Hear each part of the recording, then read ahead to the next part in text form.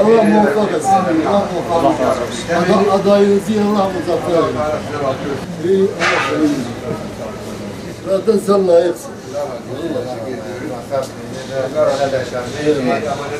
Yani seçim için siz de elinizi vicdanınıza koyun. Ona göre verin, adaylarınızı belirleyin. Doğru. Mesele budur yani. Güzel diyorlar, çok güzel. Evet. Onu desteklemektekini yapacağız. Bir de sizin davanız zaten bellidir. İslam'ın İslam davası çok şey de var. Bir tereddüdümüz yok, bir şüphemiz yok. Allah nerede doğrular neredeyse o doğruların yanında da yer alacağız. Evet. Yanlışlar nerede gelirse babamıza da gelip ulaştık. Yanlışları teperiz ve kabul etmeyiz.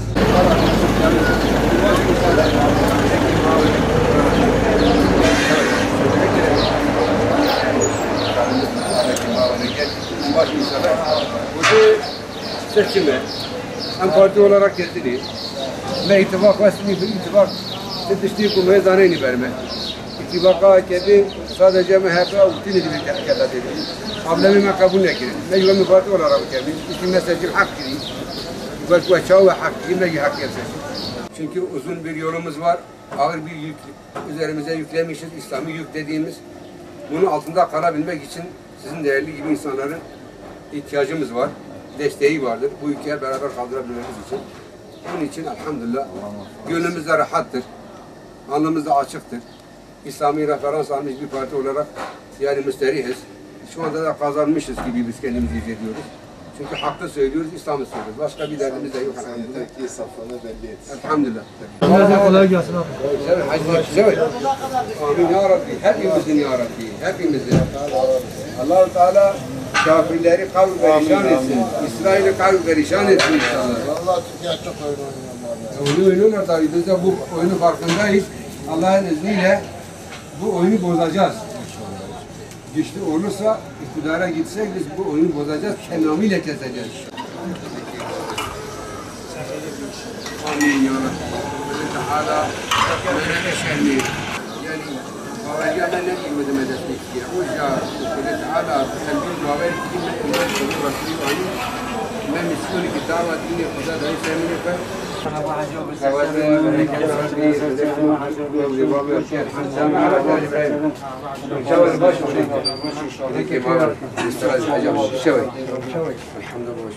Dem nasnafat geldi.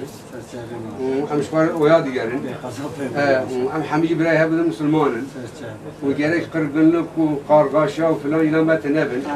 Ya bitip diye hotel peygamber yapar. Kişi xire xudu Amin amin. Tercüme evet. Tercüme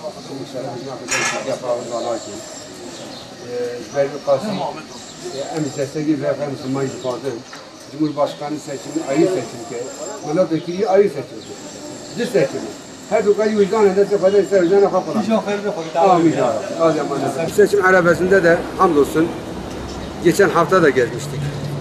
Güre Caddesi'ndeki esnaflarımızı bu hafta Kasablar Çarşısı'nda dediğimiz Ülkü Camii'nin civarlarındaki esnaflarımızı gezdik. Ve hamdolsun Rabbimize gezdiğimiz tüm esnaflarımız bizi gayet güzel karşıladılar, teveccüh gösterdiler. Esnaflara şunu söylüyoruz, İslami referans almış bir parti olarak Türkiye Cumhuriyeti'nde belki ilk parti olduğunu söylüyoruz. Ve aynı zamanda referansı İslam olan bir partinin tüzüğünü okuyabilirsiniz.